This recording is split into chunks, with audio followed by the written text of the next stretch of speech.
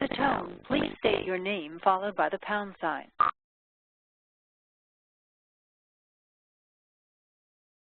We do have. Your line has been muted. Is checking the hose a federal or New Hampshire requirement? Well, we have it as a New Hampshire requirement. I can't speak for the federal behalf.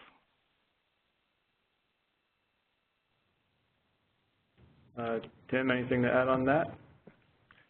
Hi, this is Tim.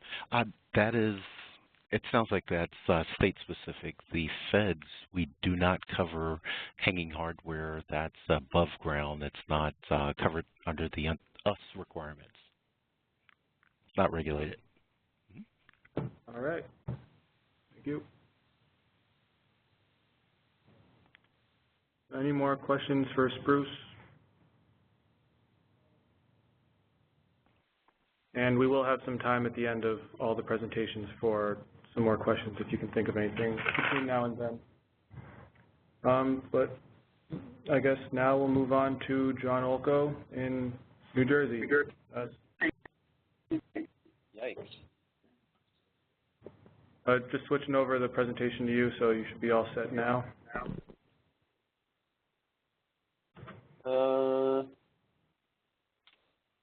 How do I get my slides up? Sorry. Oh, you're the next tab over, NJDEP.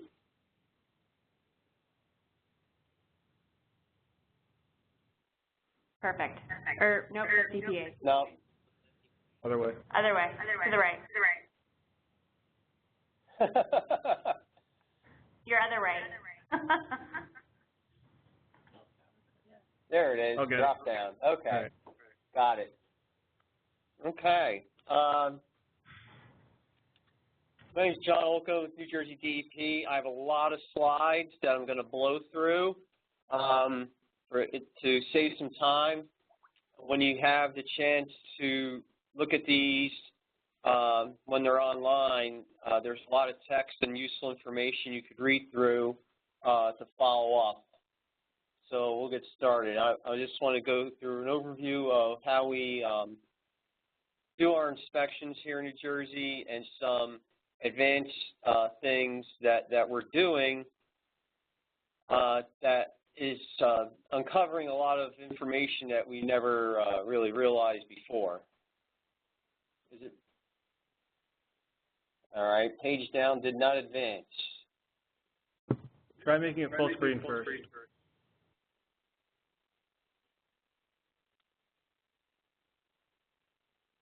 All right.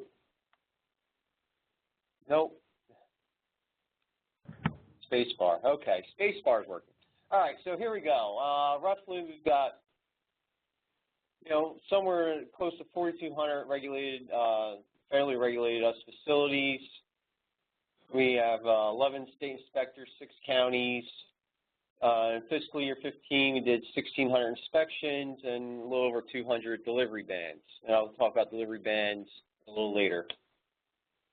Our inspection covers, in New Jersey, you're required to register your tanks. We look at insurance, release detection, cathodic protection, spill overfill, and air permitting and compliance as it applies to stage 1, stage 2. Some other things we do is we take a lot of PID readings. We do some cathodic protection testing. We investigate interstitial spaces. I'll talk about that more later and show you some slides. We make sure we open all dispenser cabinets. We are now in the process of doing some line testing, some petrotite equipment that we purchased, and I'll talk about that in a little bit too, as well as delivery prohibition, in which we do a lot of and have a lot of leeway in imposing a delivery prohibition on the spot that day in the field, and we found it a very effective and useful tool to getting people to return to compliance in a very prompt manner, because they would rather call a contractor, get stuff fixed, rather than fight with us. So when we're doing these inspections, we get a lot of headaches. But thankfully, we send our smiley inspectors to help out.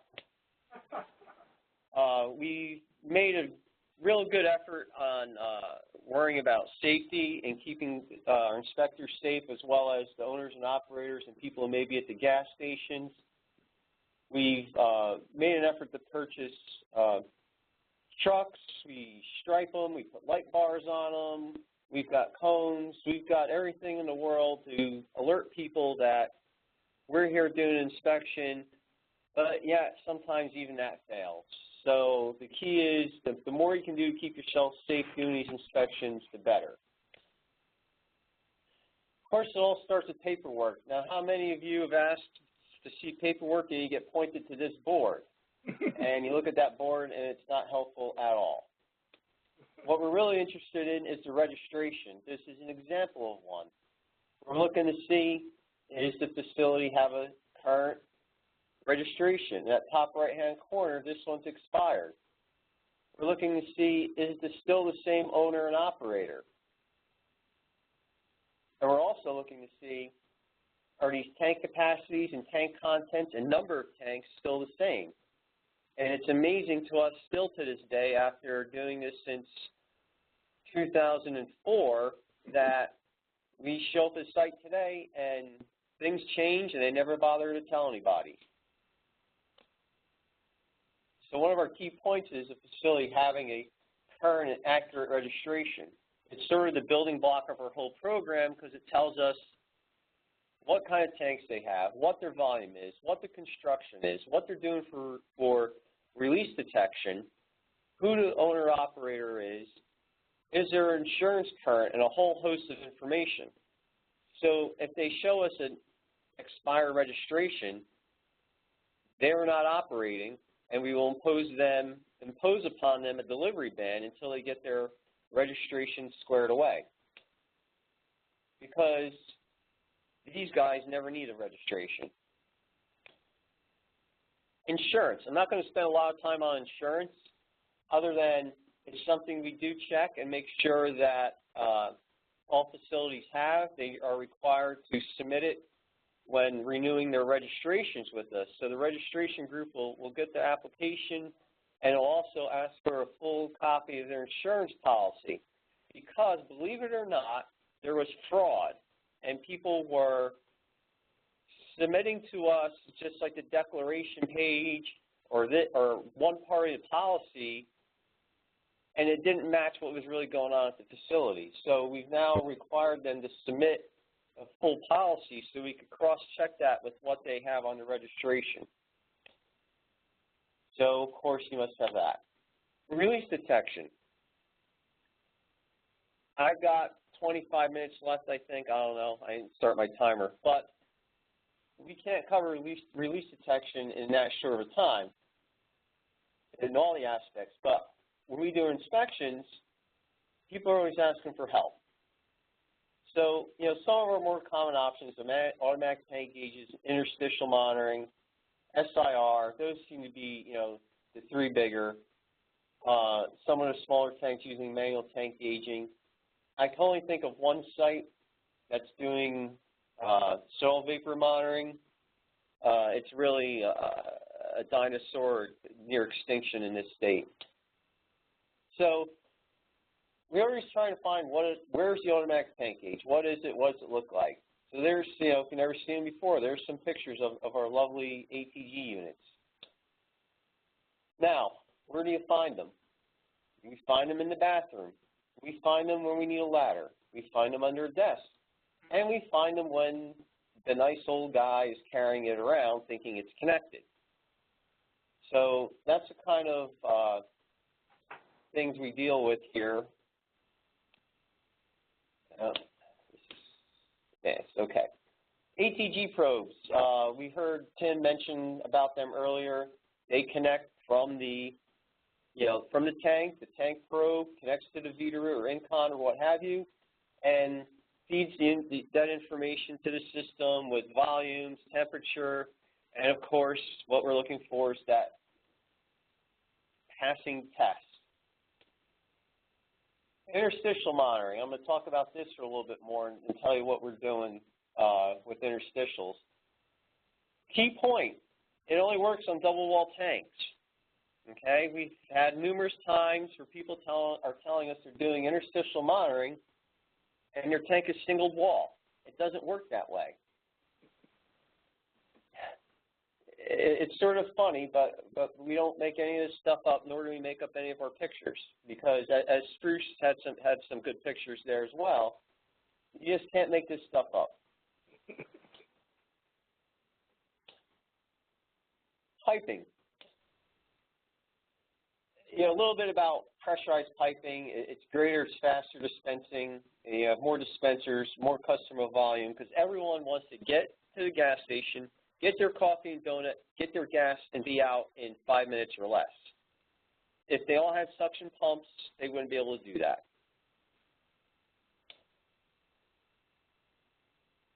There is your typical turbine sump, the mechanical leak detector attached.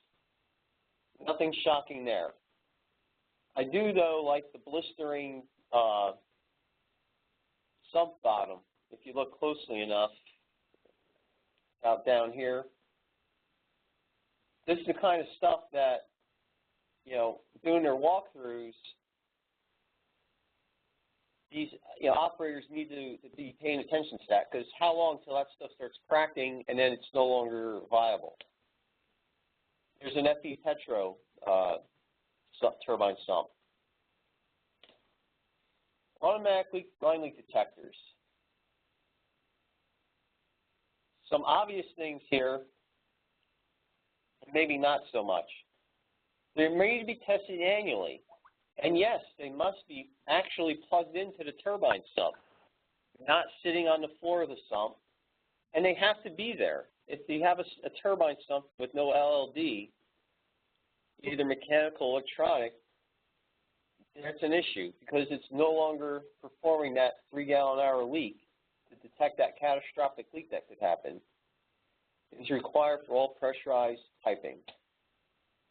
So what we've done is we purchased some Petrotype line testing equipment, and this is sort of a new venture for us. And we have done a couple sites now where we've gone out and actually tested the lines ourselves. And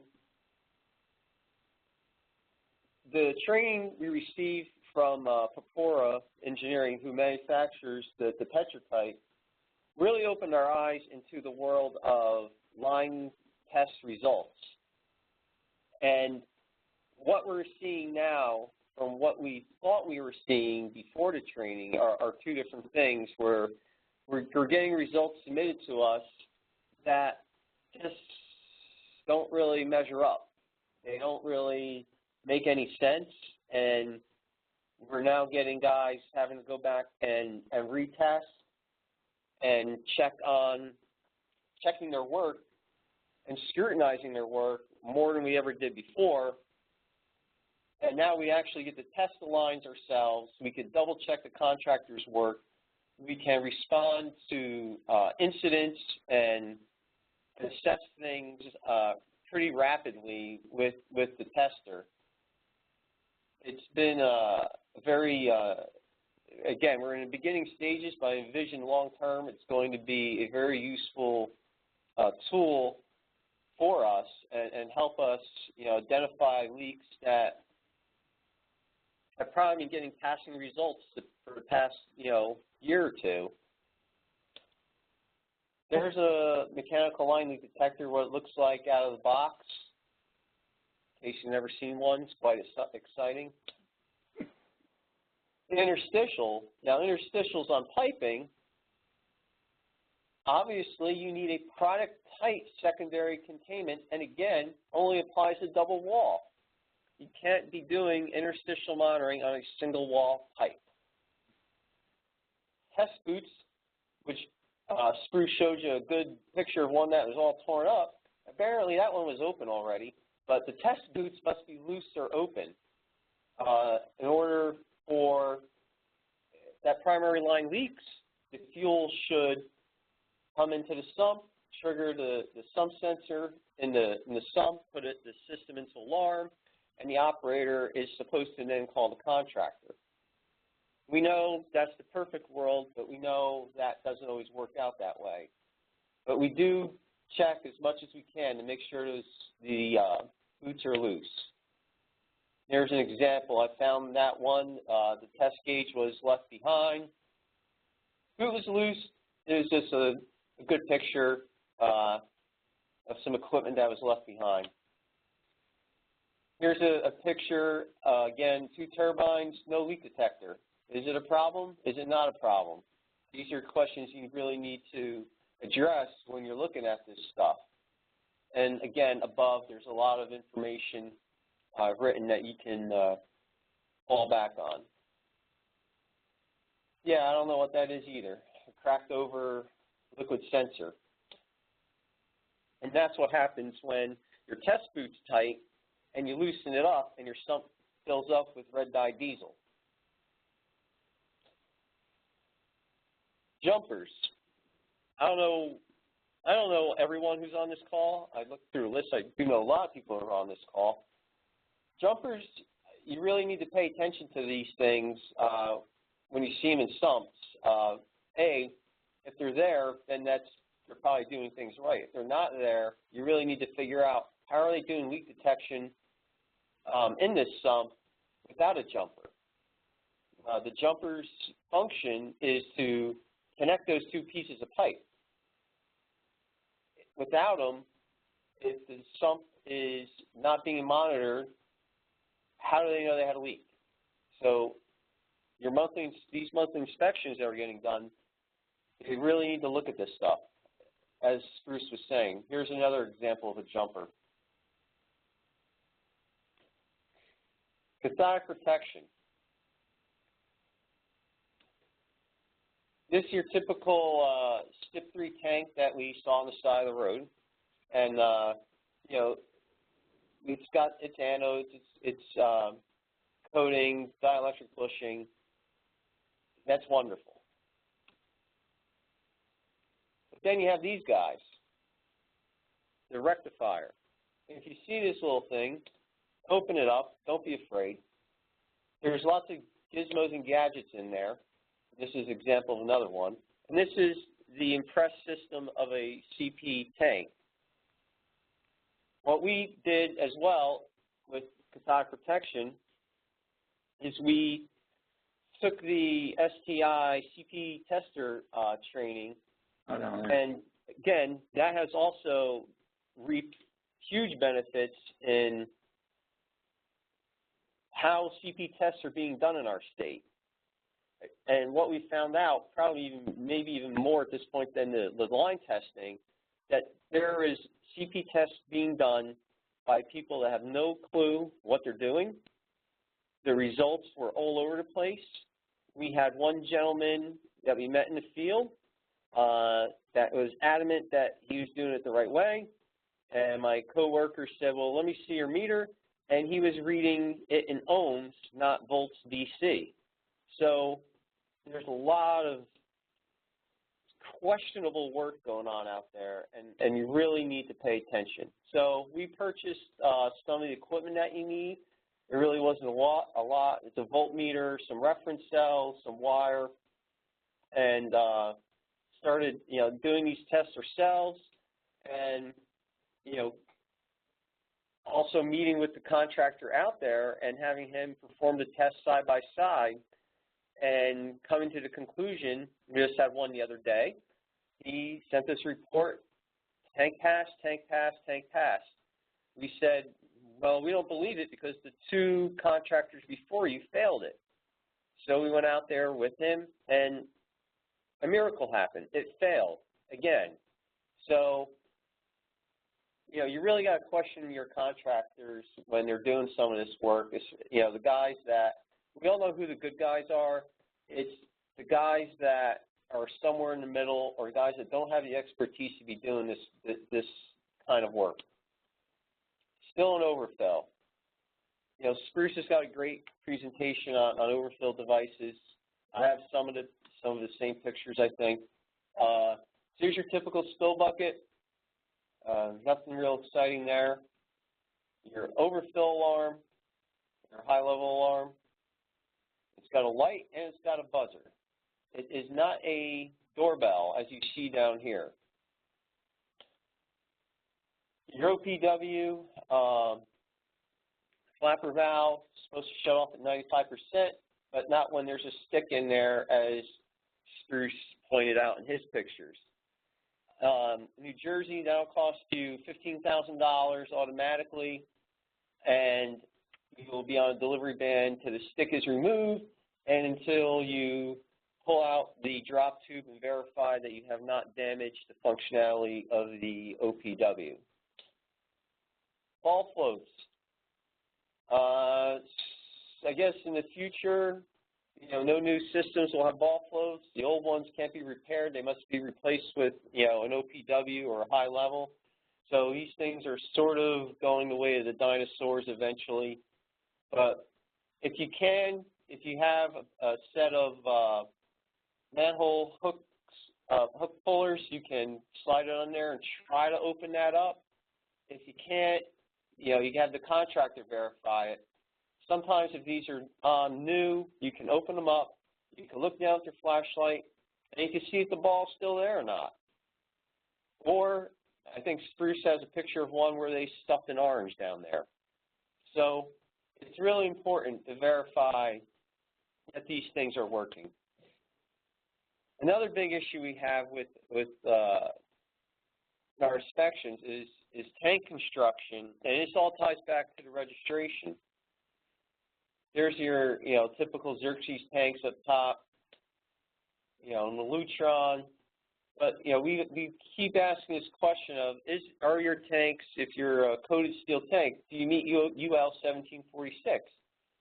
People start scratching their heads. They start showing us pictures on their wall when the tank was installed. It becomes a documentation nightmare. And in some cases, we've had to have the facility go as far as to get a backhoe out there, crack open the concrete, and dig down to the tank top to see what it is. A couple weeks ago, we had one, and lo and behold, they reporting it as fiberglass, and by magic, it was a steel tank, and they had no clue. So now they're into us for at least $30,000. Interstitial space investigations. So this is not interstellar space, it's interstitial space. I'm just making sure everyone's awake out there. So what we've been doing with interstitials on tanks, this is tanks only, is of course we all like to see this, all functions normal. And of course your conditions to be doing what I'm about to show you is you need a double wall tank, obvious. Your construction can be steel or fiberglass coated steel or another composite. The riser must be straight. So you can't really do this on a fiberglass tank because the risers are round and you can't stick a straight stick in a round tank. This is just a picture of what the riser looks like on the interstitial. They have a plastic cap.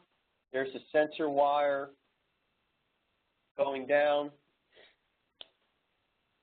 And if you were to loosen that cap up, you can remove the wire, pull the wire up, and pull the sensor out.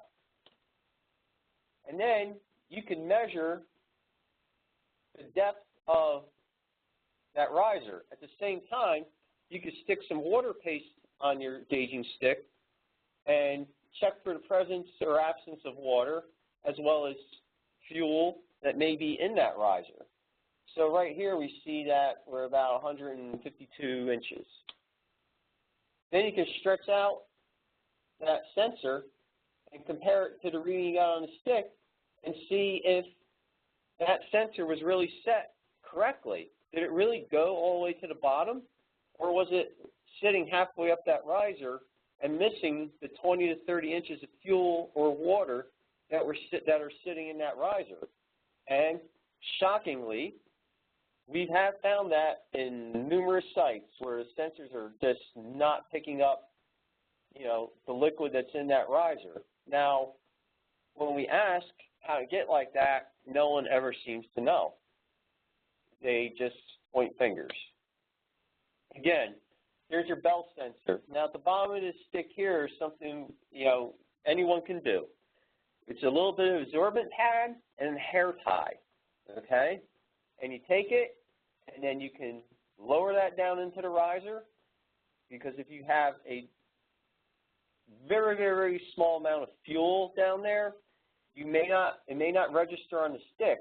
But if you leave your absorbent pad down there for, you know, a minute or two, it'll absorb whatever's down there. You can pull it out, and if you have a PID, you can get a reading, or, you know, you'll smell it on the stick that you may have some fuel down there that won't show or won't activate that belt sensor. And there's a closer example. Your belt sensor, if you ever if you've never seen one before, on the bottom, it's just a little rubber float on the bottom, and it just, the liquid level rises up, the little rubber grommet rises up, thereby engaging the alarm. There's really not a whole lot to it. So you could pull these out, flip them upside down, and see if they go into alarm. If they don't go into alarm, well, is it really doing its job for the owner-operator? But it'll still say, or may say, all sensors normal on the panel. So all sensors normal on the panel may not be normal. Again, here we use some little water finding paste on a stick to determine, you know, do we have water down there, fuel down there, you know, what's going on. And that one looks a little red, like we had some water. You know, PID units, every one of our inspectors has one. They come in very helpful, because sometimes, like my nose, I can no longer smell gasoline or diesel. So I rely heavily on this guy to pick up things that I can't really detect. But it's amazing when you open up one of those risers, and you just know there's gasoline in there, and you put that PID in there, and it just shoots right to, you know, 4,000 or 6,000 units. It's, you know, quite amazing that that fuel's been in there and no one knows about it. To give you an idea how thick an interstitial space is, it's about that. It's not very big. So when you have a whole tank, that space, you got some fuel, it may not be a whole lot of fuel gallon-wise, depending on the type of tank and manufacturer, but it's there. And this particular cutout came from a fiberglass tank, right, Mike? Yeah. It was coated. This is a coated steel tank. And what we ultimately found out about this tank is why the fuel was getting into the interstitial was the striker plate on the bottom of the tank. Underneath the striker plate was pitted, and through those little tiny pits, that's how the fuel was getting out. Now, mind you, this tank held a vacuum for a full at least 48 hours over a weekend and never moved and passed a vacuum, you know, held vacuum. And it passed a helium test. However, when they added the diesel fuel back in, a week later, it went into alarm, and the interstitial had fuel in it again. There's a little more close-up. Again, this is just a little back example, you know, measuring it out, checking it with the PID. These are, you know, some simple things that you can do, provided you get the riser open. Sometimes you can't get it open. Yeah, that was a pretty bad reading. And if you can't get it open, you can't get it open. Don't, you know, kill yourself. But a lot of these are real easy to open up. And that's where we would all rather be right now. And that, I believe, concludes my slides.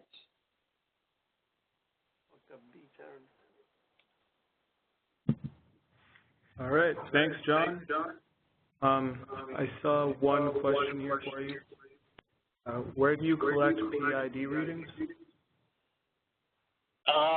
We get them pretty much anywhere. Like we'll use them in under dispensers. We'll use them in the interstitial risers of tanks. We'll use them in sumps. You know, if we really want to get a more of a positive reading. Pretty much, you know, anywhere. We'll also use screwdrivers and like a 12-inch, 14-inch screwdriver, poke a good hole in the soil and get a reading on the soil, particularly around ATG risers and ball float risers. You got a bunch of soil around there. If that cap or any of those caps are loose and they've had an overfill, you're going to find it, and that PID will just light up, and you'll know, hey, there's something going on here. Especially if you see like a loose ATG cap, they may have never ever had an overfill, but what we found is sites that are vac assist, that are putting a lot of pressure, air pressure on the tanks. All of a sudden, those vapors have to go somewhere. So they find their way through that loose ATG cap, and then those vapors under the lid that's under, you know, covering the ATG cap, those vapors come out, they condense, and they go into the soil. Next thing you know, you got a pile of contaminated soil sitting there that, you know, now they have to deal with it because we will require them to do some sort of sampling and remediation. Okay, and what is your threshold for the readings to raise a red flag? Like it's over 50 ppm. 50 ppm. Okay. And one last one. What training did you take for corrosion protection? We took the Steel Tank Institute corrosion protection tester class. It was 2 days, and at the end we took an exam, and then we're certified by STI as CP testers. Okay, and I just got one more. How long does a routine inspection take on average? It could be an hour. It could be 3-4 hours. You know, if it's a site that's in compliance, usually we send our guys out in teams. It's a little bit more safe that way, and speeds things up. Between the paperwork end and the physical end, your standard station, you could probably be in and out in an hour or less sometimes. But if it gets complicated, you might be there a while. Okay. Now we're just going to move on to Ed Kubinsky from CrompCo. Ed, are you there? I am here. Can you hear me? Yes, we can. Your line has been... I'm getting some feedback. Yeah, I'm giving you control now, so it should be all set. Okay. All right, good afternoon, everybody. I'm going to try and take us home to the beach where John showed us. I don't have quite as many slides as John and Spruce. I'm going to keep it fairly simple, staying on the monthly inspections and give you a little bit of the service provider's perspective on performing these inspections. All right, all right. Tim, if I speak out of place, please, let me know at the end of the presentation. I'm going to provide some guidance that we provide our customers on what's required by the feds and what's required by some of the states, and we get a lot of questions and concerns about that. So I'm going to start out with the federal regulation. Well, I guess there's quite a few people on the call. Let me explain a little bit who CrompCo is. We're a UST testing service provider, primarily on the East Coast, Maine down to Florida, out to Chicago area, and recently down to the Texas area. we do tightness testing, and more recently we have gotten into the monthly inspections. So I was happy to be called to talk a little bit about what our understanding and what we're seeing during these inspections are. So getting into the federal requirements, like is heard from Spruce and Tim and everybody. First all is inspecting the spill buckets and removing any liquid debris and checking for obstructions in the fill pipe. Very important, check for those broken tank gauge sticks, and also removing the liquid in the spill buckets. We've seen many spill buckets, that have water in them, and we've had contractors say, well, what's the big deal if the water's in there? The problem with the water is once fuel gets in there, the fuel sits on top of the water, and if water continues to accumulate, eventually the water is going to push the fuel out of the spill bucket first. So we want to make sure that those are clean and dry at all times. Tim touched on, and so did Spruce, the double wall spill buckets that are being installed nowadays. Everybody knows with the new federal regulations, there's now spill bucket testing going to be required.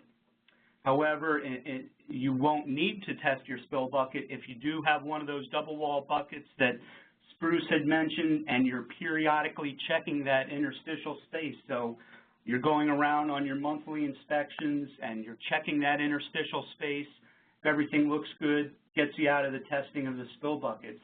Tim, correct me if I'm wrong later on in this, but my understanding is that if you do have a double wall spill bucket installed, it's not a requirement to check the interstitial space. So if, let's say, an owner does have double wall spill buckets and they're not checking, they still would have to test the spill bucket in order to comply with the regulations. I don't believe that it's a requirement to check the interstitial space, and that's one thing we're trying to guide many of our customers to do is if they do have a double wall spill bucket, go ahead and make sure you're documenting that interstitial space is in working condition. There's no abnormalities with the spill bucket, and be sure to document that.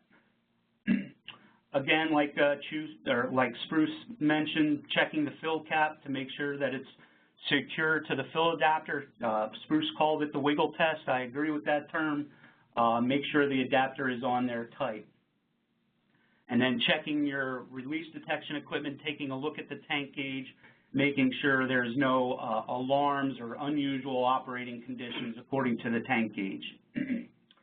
And last, make sure your release detection records are reviewed and current.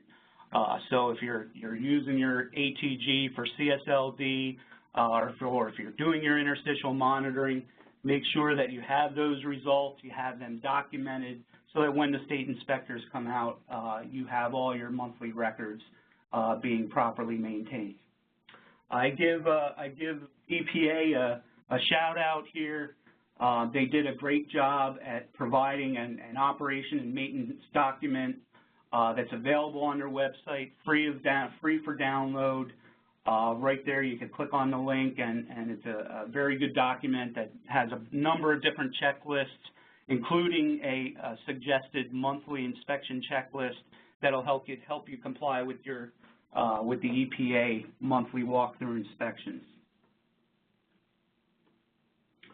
All right, what's not required per the federal regulations on a monthly basis? A common misconception that our customers have is that they have to check their tanks and under dispenser containment sumps visually on a monthly basis, which is not the case. I don't want to imply that they don't need to be checked monthly. If you're doing interstitial monitoring for your piping release detection, obviously you need to be checking that on a monthly basis. Most of the time that's done with the electronic sensors. However, if you don't have sensors and you are doing interstitial monitoring on with a monthly visual inspection, then that would be a requirement to check the sumps monthly if you're relying on those sumps for interstitial monitoring. Just be aware for you owner-operators that may be on the call, the authority having jurisdiction may require more items be checked on a monthly basis. Again, the federal requirements gives you the bare minimum on what's required.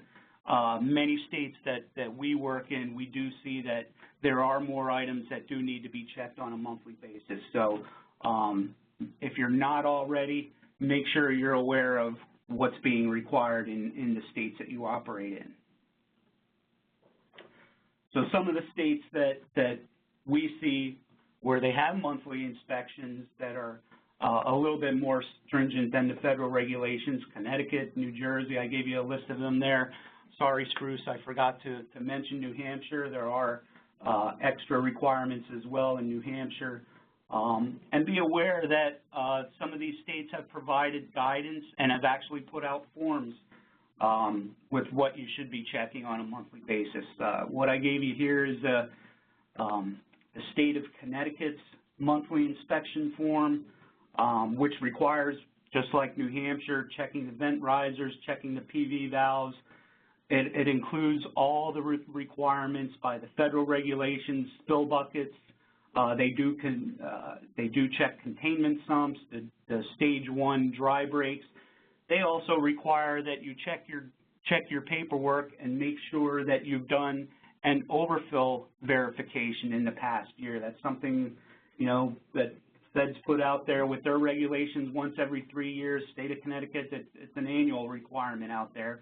And during your monthly inspection, you need to document that you've had that done in the past year. So another thing to keep an eye on. Under dispenser containment are included hoses, nozzles, breakaways. That's all part of the requirement as well. So it's a pretty thorough inspection required by several states. You got to be very cognizant of what's required in the states that you're operating in. So this is the sample inspection in the EPA document. Good job putting that together, Tim. They give you what needs to be checked every 30 days. They also mention the annual requirements of visually checking the containment sumps, removing liquid and debris. If you're using sumps for interstitial monitoring, checking them every month, checking your handheld release detection equipment. And they even give you some recommended activities like Spruce talked about, checking the fill and monitoring ports, making sure that they're properly color-coded, making sure that you have your release supplies handy. If you're using cat litter around your diesel and you're out of it, make sure that it's there.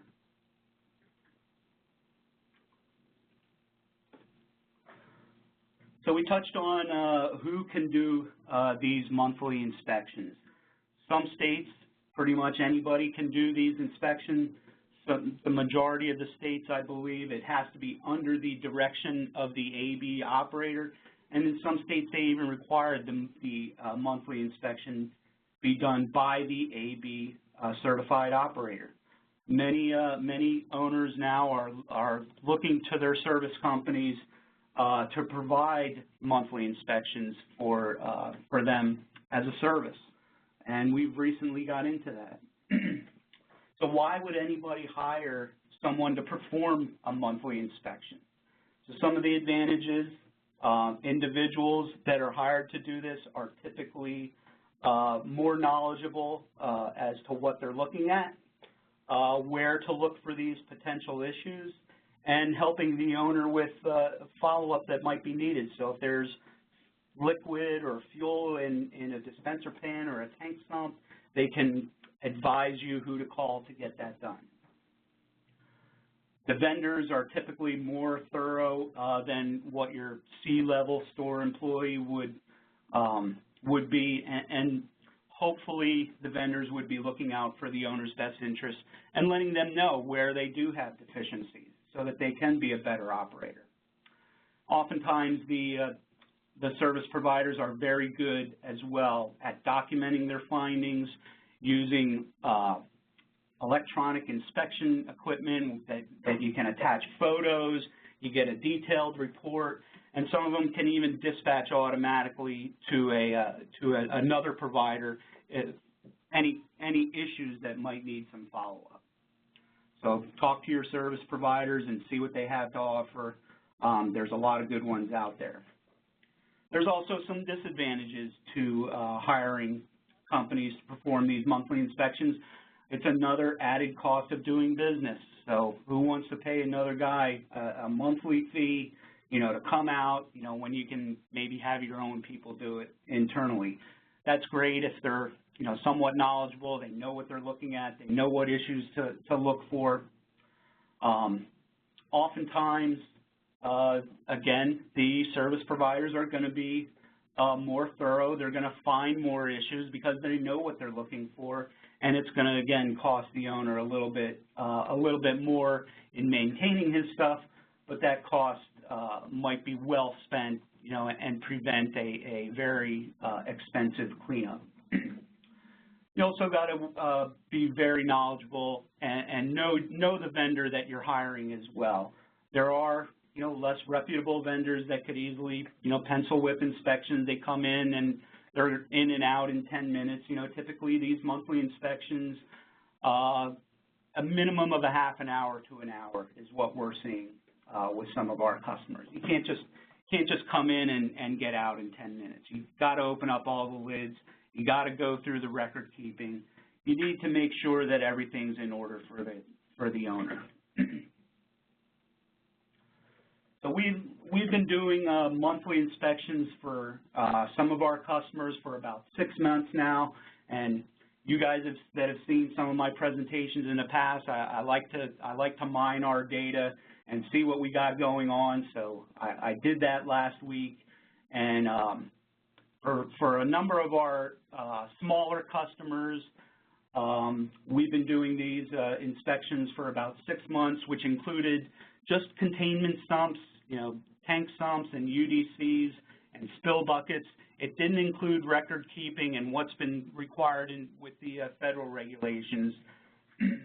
But for these inspections, we've seen about 482 performed, and in looking through our data and pulling the numbers out, we found 391 of those monthly inspections had at least one type of issue reported with that inspection, so about 81%.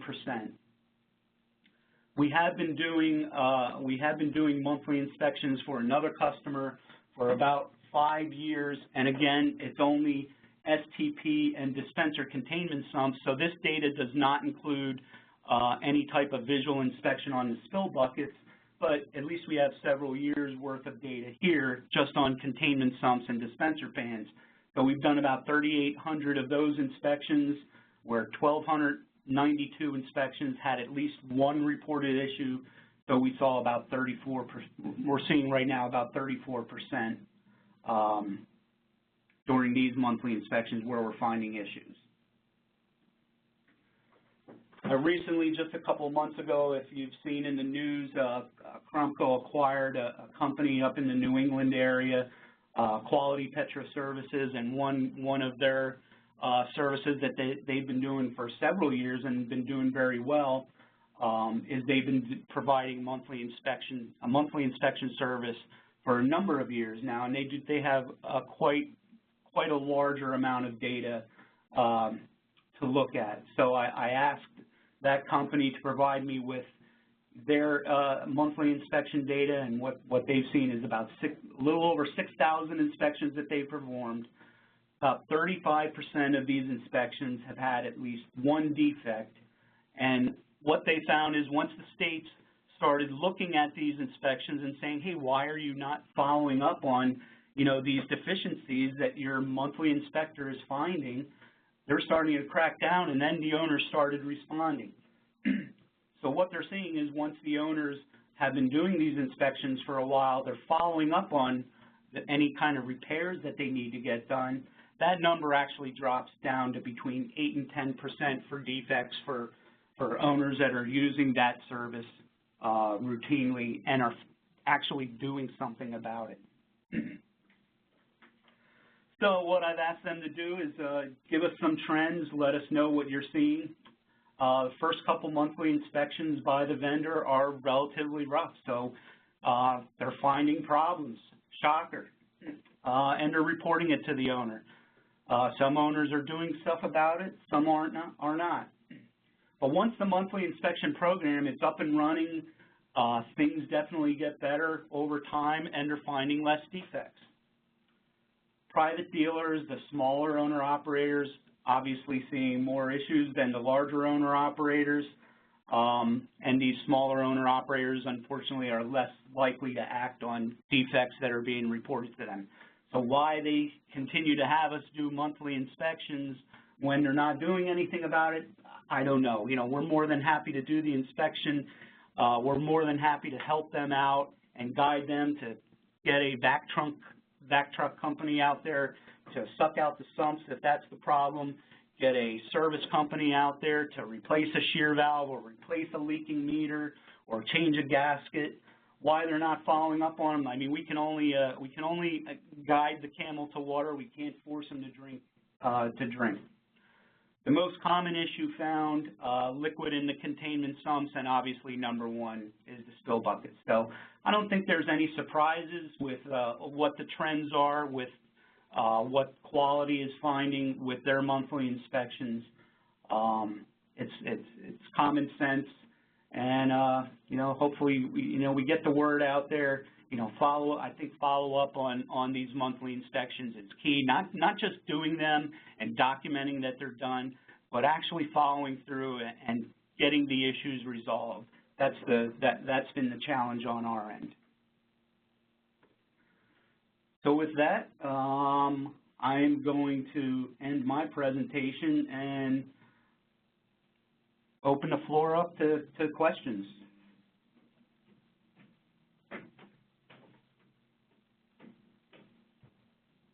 All right, thanks, Ed.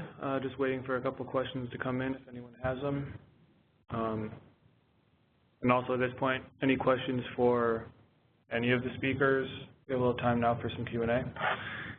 Tim, this is Ed. One question I had in your presentation, it sounded like double wall spill buckets had to be checked on a monthly basis. Your line has been unmuted. Is that the case? Ed, could you repeat that?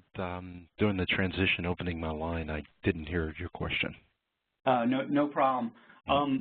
The way I took part of your presentation is, if the owners have a double wall spill bucket, is it required that the owner check the interstitial space on a monthly basis, or can they just operate the double wall spill bucket and then test it every 3 years and there would be no requirement to do a monthly inspection on a double wall bucket? Right. The mixing the walkthrough inspections and the testing, to clarify, the interstitial space for the containment sump on an annual basis for the walkthrough inspection is required. Nothing on a monthly. You pointed that out, then I agree with that. Did that answer your question? Yes, that helps. Thank you. Mm-hmm. Sure.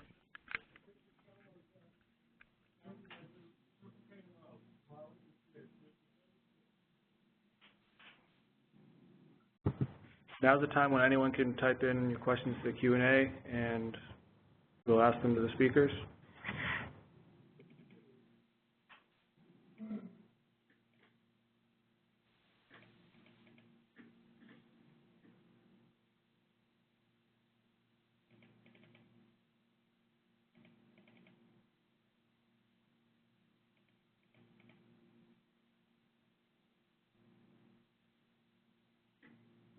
All right, Tim, we got a question.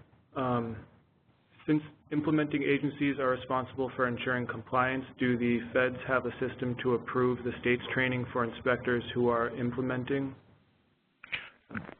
We do not. The inspection, I guess, protocol by the state, EPA has never reviewed or approved that. We don't have a review or approval process. I don't anticipate having one in place. Okay. And for Spruce, can you go over the NFPA requirements for dispenser latches again? Yes. In the beginning, let's start with 1981. Up to that point, they did not want to have a latch on the dispenser. From 1981 to 2008, they required that you have a latch on Class 1, which is gasoline. And then from 2008 on, today, they require a latch to be on for Class 1 and Class 2, which is gas and diesel. Okay. And I have one for John. How much was the class and equipment for the line tightness testing? Your line has been unmuted. Can you hear me? Yep. My line was unmuting. So the class and the equipment, trying to think off the top of my head now. Shoot.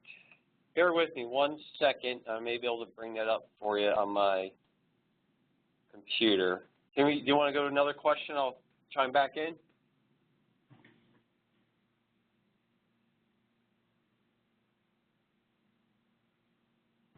Yeah, for anyone out there,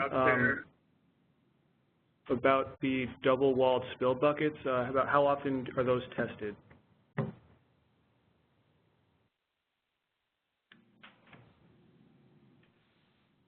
Well, I can speak for New Hampshire. Currently, we do not have anything in regulation stating of when or how often they're going to be tested. What we do have is for the, what our regulation requires is that your spill bucket, if it does not have leak monitoring, come December 22nd, 2017, everybody has to test their single wall or their non-leak monitored spill bucket for tightness. That's our deadline for testing, but we do not have a regulation saying that if you've got a double-walled spill bucket, you have to test the interstitial at any particular time other than during new install. This is Ed at CrompCo. My understanding for double-wall spill buckets is that if you are monitoring the interstitial space monthly and documenting that monthly inspection and everything's in normal condition, there would be no requirement to test the double wall bucket at all. If you have a single wall bucket or if you have a double wall bucket that you're not monitoring on a monthly basis, per the new federal regulations, you would need to test that bucket once every 3 years. And Tim, again, let me know if I spoke out of turn. Testing, yes. Mm-hmm. All right. And let's see, is there any penalty if you don't do a monthly inspection?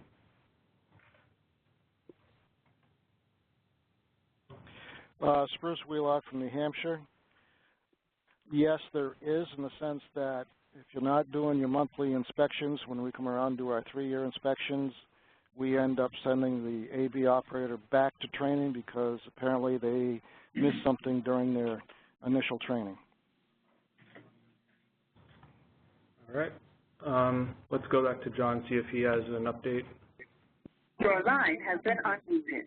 I do. If you can hear me, the cost from Papora for state agencies at the time for unit was $4,257, and then he has you could do training one or two ways. They were doing it as I think the webinar, which is virtual reality type training.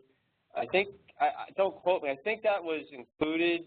But we elected, since we had a number, we wanted all our inspectors to go through it, we elected to have Steve come to New Jersey, so that was an extra cost at that time. I don't know if it varies by state, but at that time it was $3,500 for him to come to us and do the 2 days of classroom and field training, which was very valuable. We're well worth the money. All right. And also for John, does your state regulation require test results to be submitted? No, they don't. They're not required to be submitted. They're required to be made available to us. either on site, or they can, if it's something we can get the next day, they can, email it or fax it. All right, and same question for Spruce. I couldn't clearly hear the question because I was getting feedback. Yeah, does your state regulation require test results to be submitted? For testing results, yes, our requirements do require testing results be submitted to us. Okay, and now I have a question for Ed. How does CrompCo respond to water infiltration in tank top sumps, such as sump repairs, or ensure water's tight? CrompCo has a number of specialty technicians. We call them sump repair technicians that have been doing this for many years, and they will inspect the sump. Oftentimes they'll perform a hydrostatic test to see where the sump is leaking. Most of the time sumps leak at the penetration boots, and then once they determine which penetration boots are faulty, they would repair those boots, typically with Icon or diversified repair technicians that are trained and certified by the manufacturers of those pieces of equipment to make those repairs, and then they test the sump afterward. All right. Are there any safety concerns when doing inspections for everyone? Spruce from New Hampshire. Safety concerns is always a primary problem, especially for state inspectors and especially for facility owners. It's just the nature of the beast. Person driving an automobile at 3,000 pounds headed for gas, they're not going to stop for a little thing in the middle of the parking lot. So yeah, we're always have to think safety. Your line has been unmuted. Yeah, this is Ed. I agree with Spruce. There's plenty of safety concerns when doing monthly inspections. Lifting lids, opening dispensers, dealing with, removal of fuel or water from spill buckets, transferring that into drums, or otherwise, that there's traffic, there's plenty of safety concerns.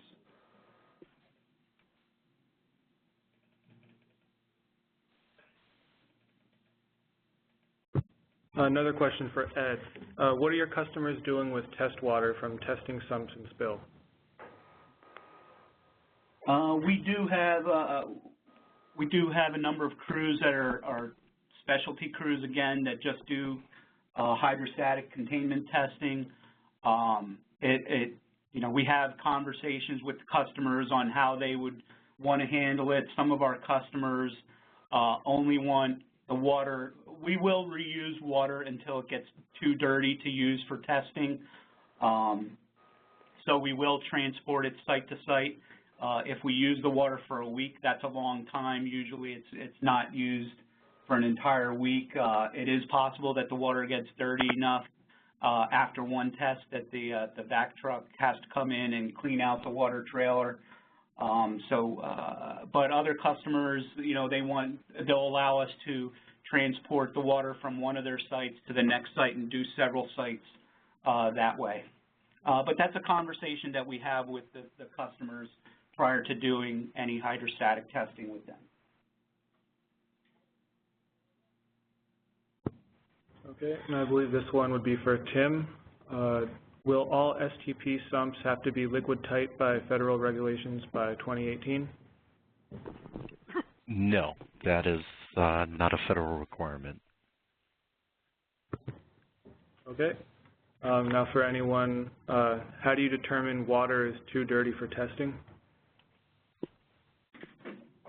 Well, if there's any type of sheen on the water, it's obviously too dirty for testing, and you're not going to be able to reuse that. So it is a little bit of a judgment call. but any sheen would obviously keep that water from being reused. So at the moment, we rely on our technicians, and if they're not, us for guidance.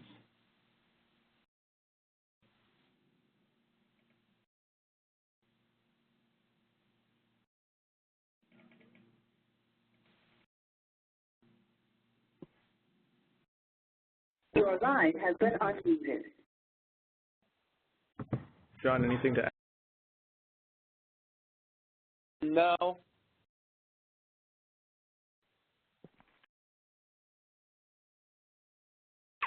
We have a few more.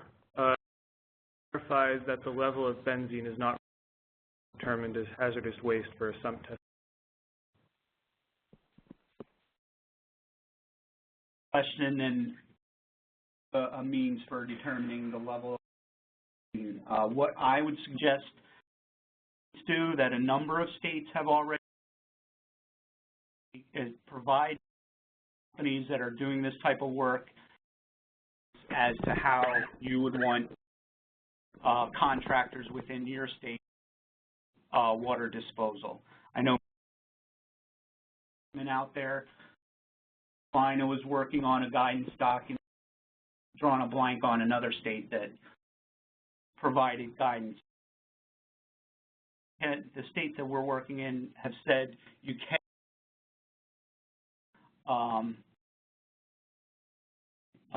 but their guidance how to handle.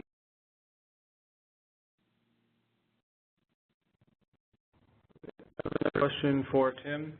For release detection equipment, this is to be completed by a third. Does that include vapor monitoring? Qualifications do. That is not a party. The preamble, likely it will be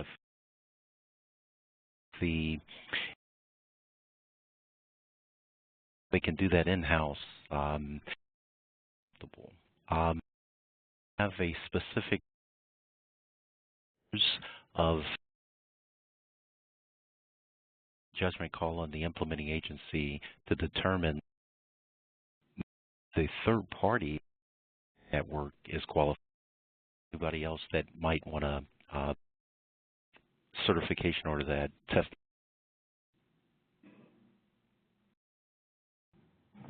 Okay, and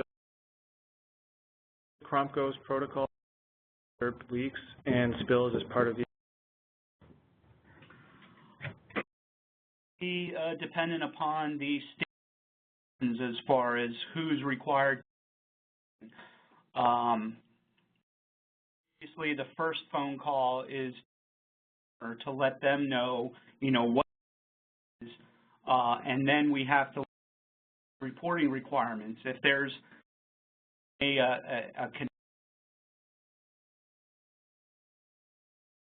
in some states, certified guy, a certified technician, they might be required to report. Conversation with the owner, explain to them, done, and that we have an obligation to report those instances. For operators' responsibility to report to the regulatory, and them document that we notified them, and responsibility of report.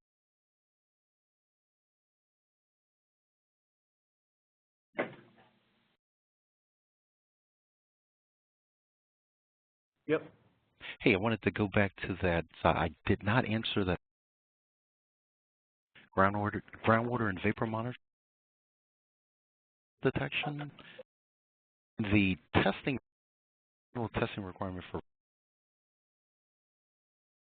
operators to devices, the PI,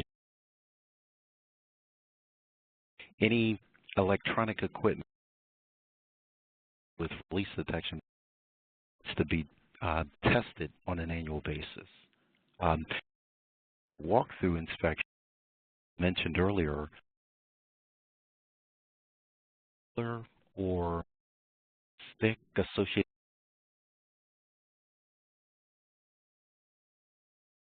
for the walkthrough inspection on an annual.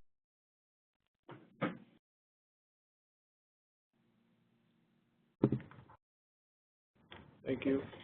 And question about water disposal for those facilities that do integrity testing that are regulated, particularly Indian tribes, be applied.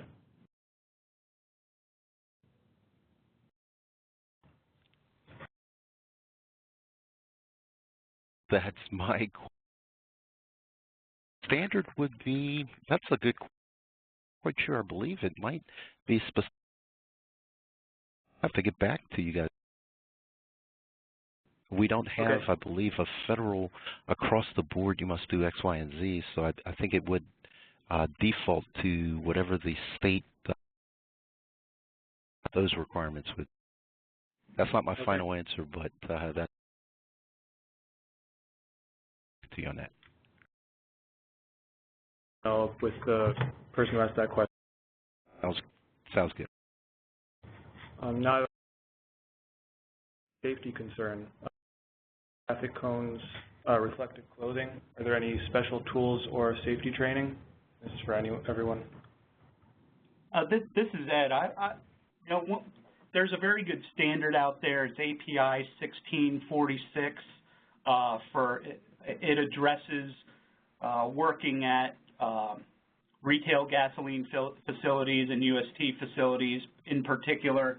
It's a very good document, very good online training that you can take, and it does cover all that. I think we'd need another 2 to 3 hours to address all the safety concerns, but I would reference API 1646 for safety at working at these facilities. Okay. Is there anything that John, New Jersey, can add to that? Your line. Your line has been unmuted.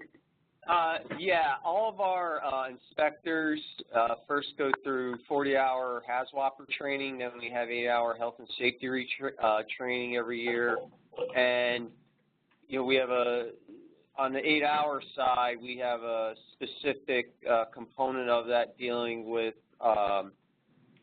you know traffic safety and awareness and that sort of thing. We recently went through a state police traffic incident management training. It's something you can't probably do enough, and you can't, you know, I can provide everybody cones and big trucks with lights and flashers and safety vests, you know, but some of the onus is on the inspectors to use the stuff and to wear the stuff and to make themselves visible, keep their heads on a swivel, and you know, and look out, you know, for each other and try to we try as best we can to use our trucks to sort of shield our work area and then cone off the rest. We recently purchased some taller cones with the barriers that go between the cones, similar to what CrompCo uses, and those are helpful for keeping people from walking through your area when you don't want them to.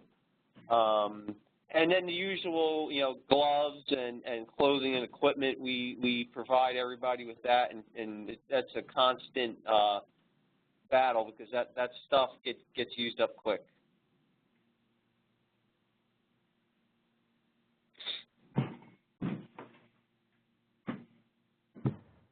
All right. I'll wait a few more seconds for any other questions to come in.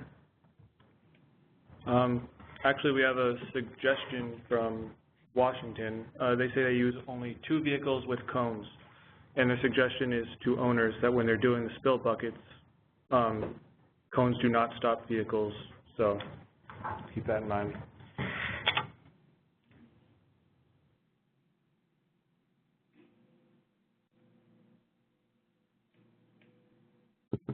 All right. Well, with that, I guess that's the end of the webinar.